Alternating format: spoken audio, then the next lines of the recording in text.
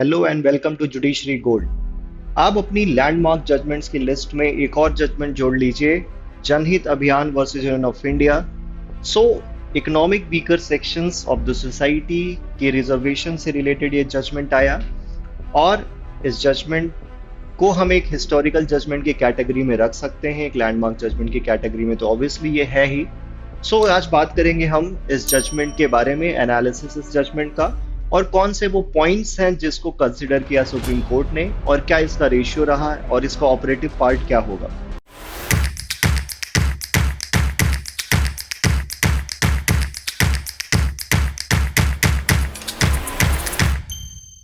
सबसे पहले थोड़ा सा बैकग्राउंड के बारे में इसके बात करते हैं। ये EWS रिजर्वेशन या फिर इकोनॉमिक वीकर सेक्शंस के लिए रिजर्वेशन के बाद 103rd कॉन्स्टिट्यूशनल अमेंडमेंट से आई, जो कि 2019 में आया। अब इस कॉन्स्टिट्यूशनल अमेंडमेंट के आने के पीछे का रीजन क्या था? बेसिकली गवर्नमेंट ने इसके पीछे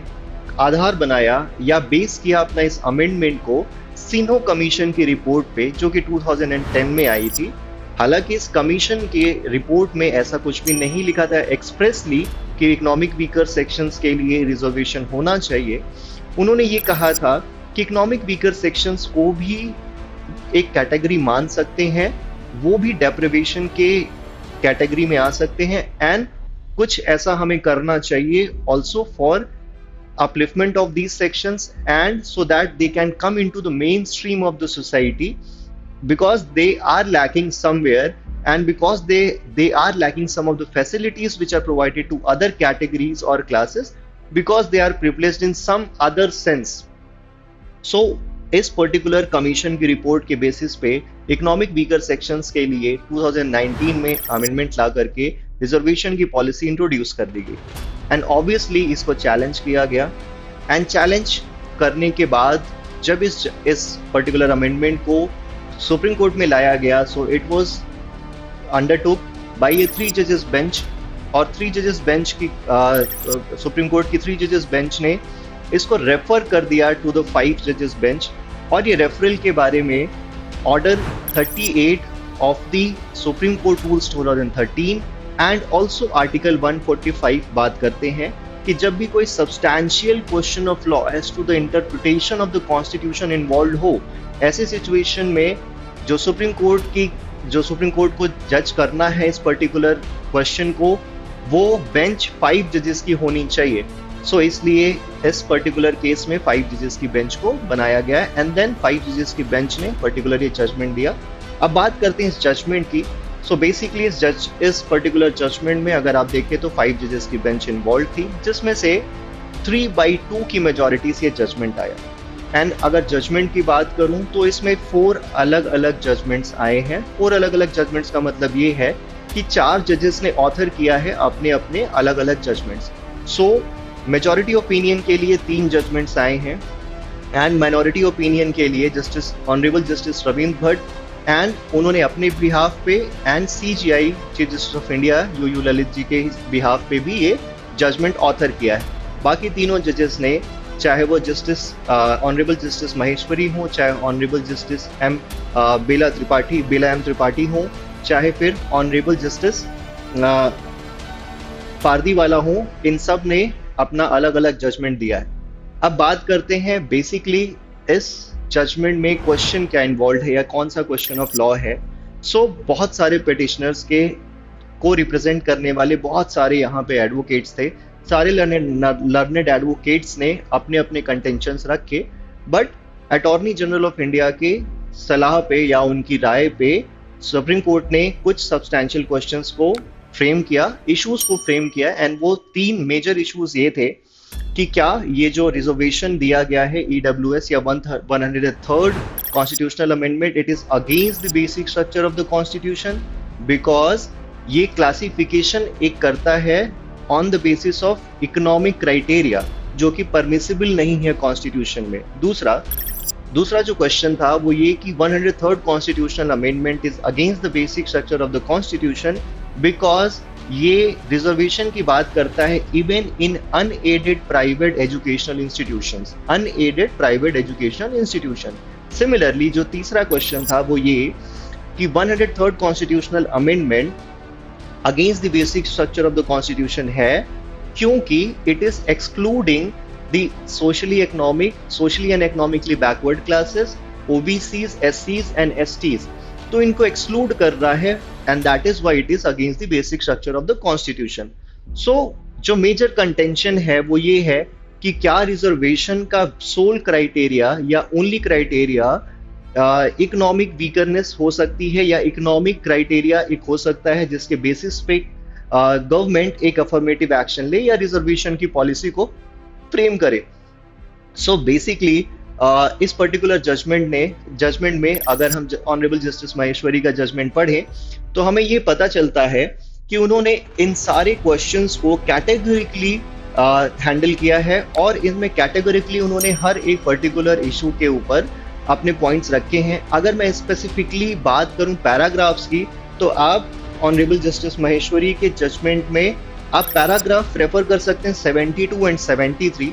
जहां पे उन्होंने स्पेसिफिकली इस बारे में बात किया है। और उन्होंने बताया कि ये जो पुराने सारे जजमेंट्स हैं जो हम ट्रेस कर सकते हैं from Balaji judgment to the Indira Sawhney judgment, Ashok Kumar Thakur judgment, so all these judgment जहाँ पे रिजर्वेशन के बारे में बात हुई कि क्राइटेरिया क्या होना चाहिए, या क्या सोशली एंड इकोनॉमिकली बैकवर्ड जो क्लासेस हैं इन क्लासेस में सिर्फ एक कैटेगरी के बेसिस पे क्लासिफिकेशन हो सकता है। तो इसका आंसर उन्होंने दिया कि अगर हम बात कर रहे हैं उन क्लासेस के बारे में जो socially and economically, socially and educationally backward दोनों हैं, ऐसी socially and educationally backward classes के लिए अगर आप रिजर्वेशन दे रहे हैं तो वहां पे सिर्फ एक क्राइटेरिया पे नहीं दे सकते, वहां तो आपको दोनों क्राइटेरियाज पे देना पड़ेगा। लेकिन अगर आप क्राइटेरिया ही नया इवॉल्व कर रहे हैं, जैसे कि अगर आप इकोनॉमिकली वीकर सेक्शन से एक अलग तरीके का क्राइटेरिया दे रहे हैं, इवॉल्व कर रहे हैं which is different from the socially and educationally backward classes, तो ऐसे में ये परमिसिबल है। और ये जजमेंट्स जो प्रीवियस जजमेंट्स हैं, चाहे इंदिरा शानी का जजमेंट हो या बालाजी का जजमेंट हो, ये सारे जजमेंट्स इस पे एप्लीकेबल नहीं होते हैं। ये एंटायरली डिफरेंट इशू है, different issue in the sense कि इसके लिए एक नई स्कीम इवॉल्व की गई है कॉन्स्टिट्यूशन में, एंड ट्रांसफॉर्मेटिव कॉन्स्टिट्यूशन के लिए ये जरूरी है कि आप इक्वालिटी को इंश्योर करने के लिए कुछ नए फंडामेंटल प्रिंसिपल्स का इवोल्यूशन करें, कुछ नई फंडामेंटल चीजों को लेकर के आए, ऐड करें और आइडेंटिफाई करें कि कैसे inequality has changed it's facets और कैसे उसने अपना रूप बदला है और क्या नई चीजें आपको इसमें इंक्लूड करनी चाहिए। सो ये बेसिक क्राइटेरिया था जिसकी वजह से उन्होंने बोला कि इकोनॉमिक वीकर सेक्शंस के लिए अगर आप रिजर्वेशन दे रहे हैं जिसका क्राइटेरिया सिंपल सा इकोनॉमिक वीकरनेस है या इकोनॉमिक डिसएडवांटेज है, तो ये परमिसिबल है कॉन्स्टिट्यूशन में। सिमिलरली अगर मैं बात करूं 50% रिजर्वेशन की, जो 50% एक्सीड करने वाली बात है इंदिरा शानी जजमेंट में, तो 50% एक्सीड करने वाली बात पे भी उन्होंने कहा कि ये उन कैटेगरीज में ही फॉल होता है जिन पे हम रिजर्वेशन दे रहे हैं जो ऑलरेडी और प्रोवाइडेड था कॉन्स्टिट्यूशन में, चाहे आर्टिकल 15 में या 16 में, जहां पे हम socially and educationally backward classes के बारे में बात कर रहे हैं, एससीज एंड एसटीज के बारे में बात कर रहे हैं, तो इनको इंक्लूड करके रिजर्वेशन 50% से एक्सीड नहीं हो सकता। लेकिन कहीं पे भी इंदिरा शानी जजमेंट में ये रेफरेंस नहीं है या इसको इतना एक्सटेंड नहीं किया जा सकता जहां पे हम किसी नई कैटेगरी या नई क्लास को एक्सक्लूड कर दें। अगर इफ इट इज रिक्वायर्ड, और ऑनरेबल जस्टिस माहेश्वरी ने इस बात को पॉइंट आउट भी किया कि there was a little scope in Indira Sawhney judgment कि अगर if there are compelling situations within the society जहां पे आपको इंक्रीज करना पड़े रिजर्वेशन का परसेंटेज या क्राइटेरिया, वहां पे परमिसिबल है, there was a scope for this, and on the basis of that scope यहाँ पे सुप्रीम कोर्ट ने अपहेल्ड किया इस पर्टिकुलर रिजर्वेशन को और ये आर्ग्यूमेंट को रिजेक्ट किया कि 50% से ज्यादा एक्सीड नहीं कर सकते। और 50% से ज्यादा एक्सीड ना करने की बात ये इस कॉन्टेक्स्ट में रिजेक्ट की गई क्योंकि की गई बिकॉज ये जो रिजेक्शन की बात है वो रिलेटेड है उन क्लासेस के लिए जो ऑलरेडी प्रोवाइडेड थे अंडर आर्टिकल 15 एंड 16। नाउ इसके अलावा अगर मैं स्पेसिफिकली बात करूं कि क्या इकोनॉमिक वीकरनेस या इकोनॉमिक डिसएडवांटेज को क्राइटेरिया बनाया जा सकता है, तो इसके लिए कोर्ट्स ने आर्गुमेंट दिया,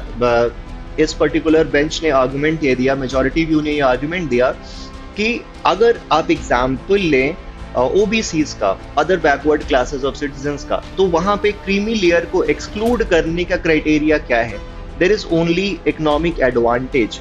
सो अगर ये आर्गुमेंट ट्रू है कि इकोनॉमिक एडवांटेज की वजह से हम किसी को एक्सक्लूड कर सकते हैं, then the reverse can also be true, because अगर इकोनॉमिक डिसएडवांटेज है तो उसको लेकर के हम किसी को एक पर्टिकुलर क्लास में इंक्लूड कर सकते हैं और एक कैटेगरी बना सकते हैं for which classification can be done.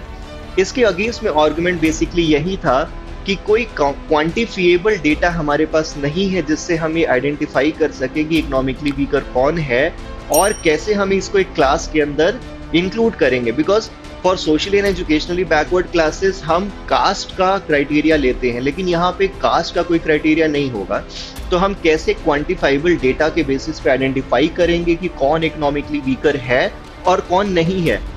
So that was also rejected by the Supreme court, ये आर्गुमेंट भी नहीं चला। इसके बाद अगर आप स्पेसिफिकली देखें, पर्टिकुलरली जस्टिस बेला एम त्रिपाठी के जजमेंट में आपको ये बातें मिलेंगी कि उन्होंने प्रियम्बल के कॉन्टेक्स्ट में या प्रियम्बल के रिलेशन में ये बताया कि जब हमें एक जस्टिस देनी है सोशल, इकोनॉमिक एंड पॉलिटिकल, तो सोशल एंड पॉलिटिकल जस्टिस के साथ साथ इकोनॉमिक जस्टिस देने के लिए भी ये जरूरी है कि आपकी सोसाइटी में हर वो फ्रैक्शन या हर वो पार्ट जो कि वीक है या जिसके साथ किसी ना किसी तरीके का इनजस्टिस हो रहा है, on the basis of these criterias उसको भी आइडेंटिफाई करना चाहिए। And the meaning of equality is changing if and again the honourable justice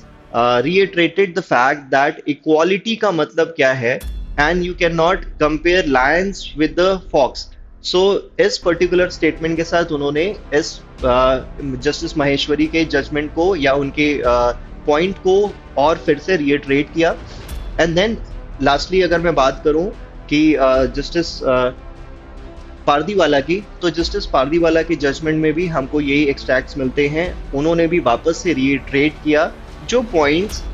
justice Maheshwari के जजमेंट में एंड जस्टिस त्रिवेदी के जजमेंट में मिलते हैं, उसको ही उन्होंने फर्दर एक्सटेंड किया एंड रिएटरेट किया। सो पॉइंट ऑफ द अगर आप क्रक्स देखें तो इसका पॉइंट यही है सिंपल सा कि इकोनॉमिक क्राइटेरिया पे भी रिजर्वेशन पॉसिबल है and constitutional amendment 103rd constitutional amendment is valid and it is not against the basic structure of the constitution. So that's all for today. For more such news and for more such information, stay tuned with the Judiciary Gold.